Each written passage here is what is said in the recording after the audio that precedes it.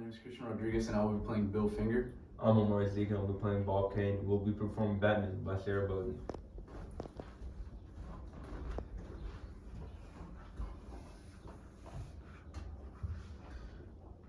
It was a dark and stormy night. No. An eerie figure watches over the city, stepping from the shadows as a scourge to criminals and a savior to, who knows? From the desk of Bill Finger. Come on, they want fun, Flash. Setting the bat turbines to speed. The clown prince of crime, throwing the dynamic duo into a giant vat of taffy before he pelts them with puns.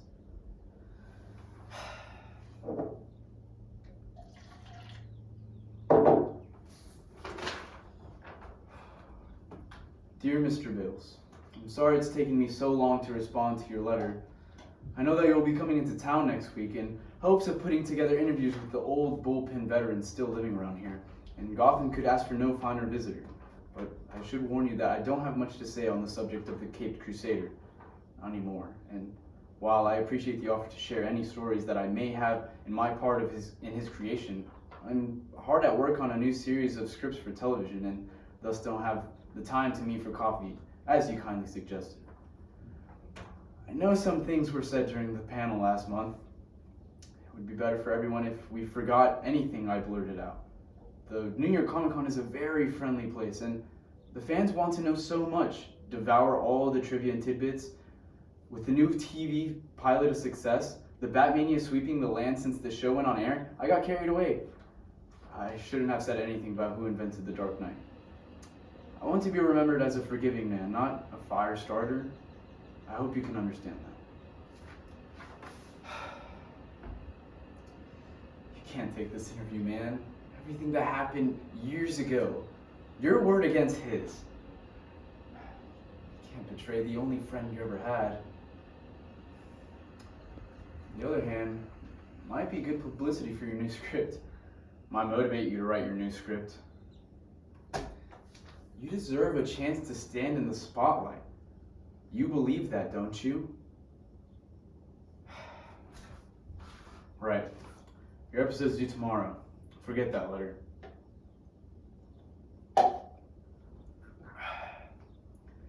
I swear, by the spirits of my parents, to avenge their deaths, spending my life warring on all criminals. Dad's estate left me wealthy.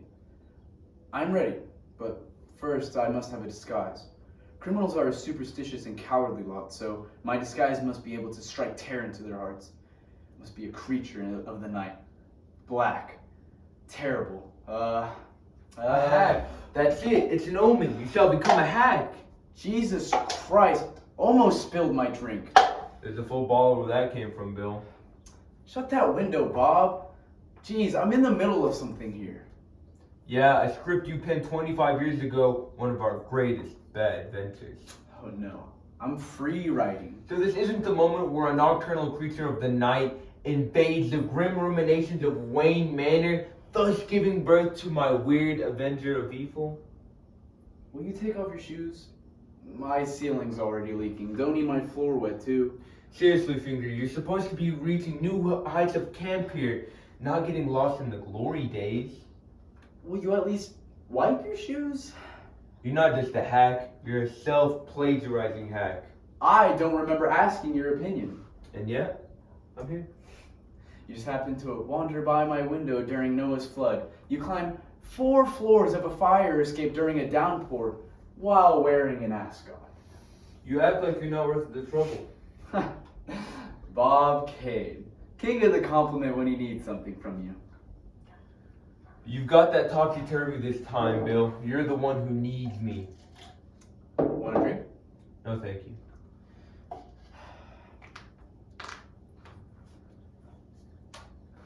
Say, you used to bark at me when I did that. Name one time I complained. You said it was like listening to the giant grind Jack's bones for bread. I know you only do that when you're at your wit's end, when you're trying to shut down a conversation. With you? With anyone. With yourself.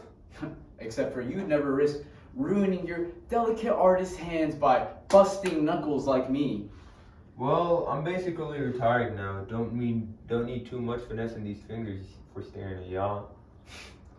Charmed life you lead. While I'm stuck in a one-room studio stuffing newspapers to keep warm.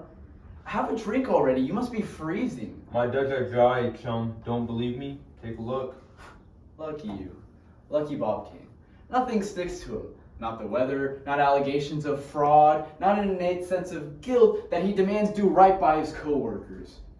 Did you require a punching bag?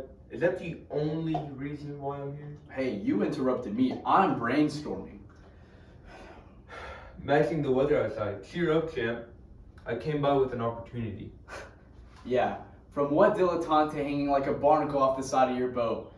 I know your habits well enough to recognize last night's party clothes. It means nothing that I came by with an opportunity of a lifetime. You only show up when you've made one too many promises, and someone's gotta pop you back into the frying pan. Why should today be any different? Think bigger, Bob. Think bigger, Bill. Think like a detective. I don't have time for distractions. Just warm up and ship out. You were always the shy and silent type. I'll never understand how you bagged a girl like poor Tria. Maybe she saw some mystery and romance in all your brooding. At first. Shut your mouth. Before everything went to shit. Alright, take a swig of this bottle. I think I've had enough. You haven't had anything. Come on, I don't like drinking alone. Since when? Since I've been up 3 days trying to slam dialogue on this paper. I remember those heady creative days. Bound to make a guy go bug house, have a conversation with the air, or claim his partner wouldn't offer him a once-in-a-generation tall tale to tell. If you recall, like he did once before.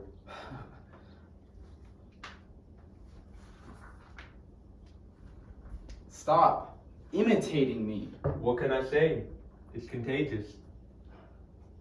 Bob Kane doesn't crack his knuckles. But Bill Finger does. Has the penny dropped yet? Your shoes are bone dry. You say you've had enough to drink. You're a figment of my stressed out imagination, aren't you? You're me. I prefer to think of myself as that little voice you carry around your head. You're Jiminy Cricket. Bob Kane is the one man you're constantly in conversation in, whether you know it or not. And he came by with a very real offer to save you from this sad existence. I don't want to talk to Bob Kane. You ruined my life.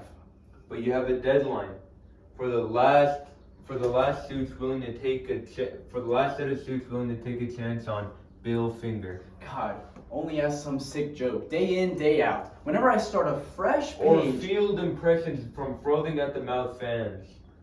you pop into my head and jam up whatever I'm creating. Whoa now, we were partners. Surely I gave you something of value. Kane handed me a chance. The only reason the real Bob would come in here is to pitch. Something he couldn't dance out of. You already said. He trusts my talent, then hog all the credit. You declared not 5 minutes ago I was your only friend. I never said a name. I could have been talking about my dry cleaner. The trouble with denying the critical voice in your head that drives everything you do.